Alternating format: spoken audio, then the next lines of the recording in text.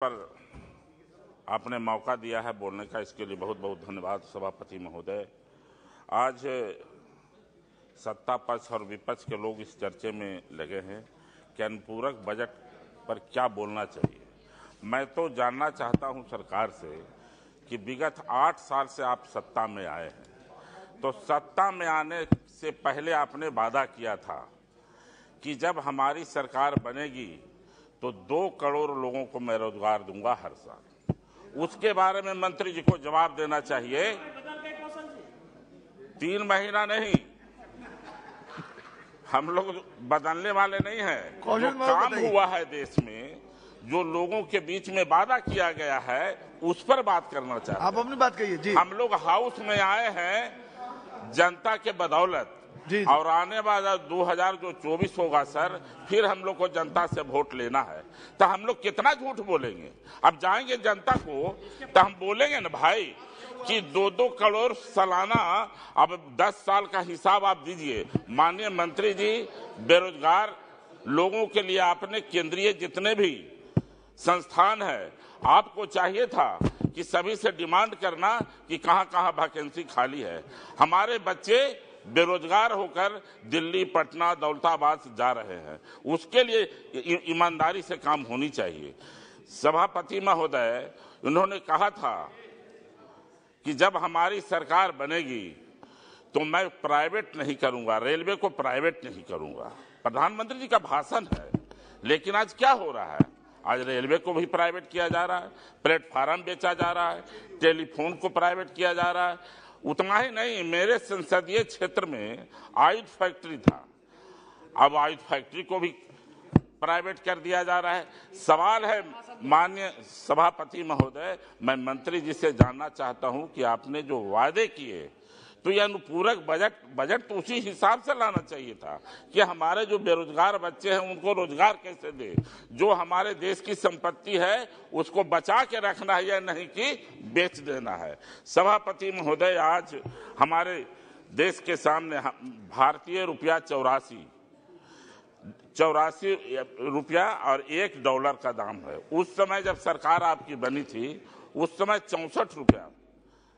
आज देख लीजिए जो हालात है महंगाई का। आपने कहा था कि महंगाई पर भी हम रोक लगाएंगे। जब आपने उजाला योजना चलाया, माननीय प्रधानमंत्री जी ने, पूरे दुनिया लोगों ने तारीफ किया कि हर गरीब के पास उजाला योजना चला गया। आप देख लीजिए कि उजाला योजना में आज गरीब लोग कितने गैस भरवा रहे हैं। जो ग्रामीण क्षेत्र में गैस एजेंसियां लिए हैं सभापति महोदय, उनके पास लोग गैस भराने नहीं जा रहे हैं।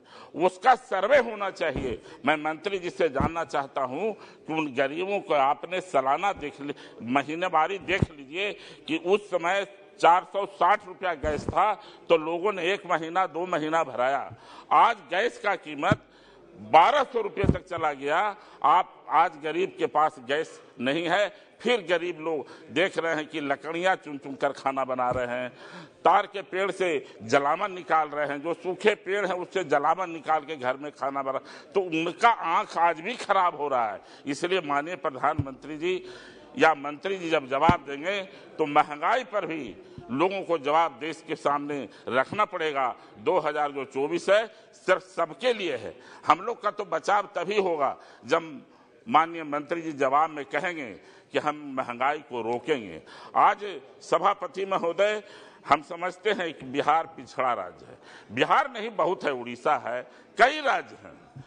आपने कहा था कि देश का विकास दर हम बढ़ाएंगे, और देश का विकास तभी हो सकता है जब पिछड़े राज्यों को हम आगे ले जाना चाहते हैं।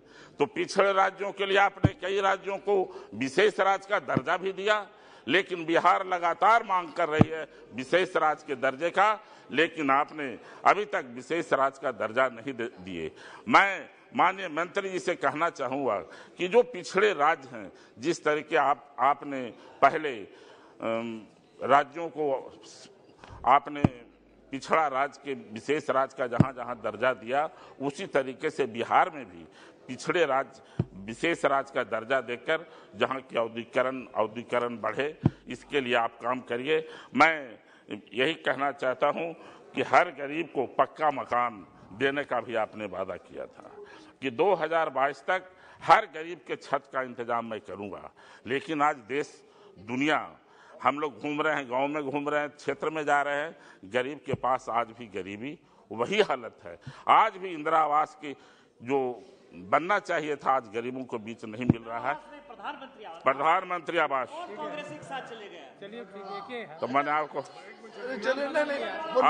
आज प्रधानमंत्री आवास योजना, मैं जो बात कह रहा हूं सर, जी प्रधानमंत्री जी ने जो बात कहा था उसी को कह रहा हूं कि बजट में इसी यही लाना चाहिए था।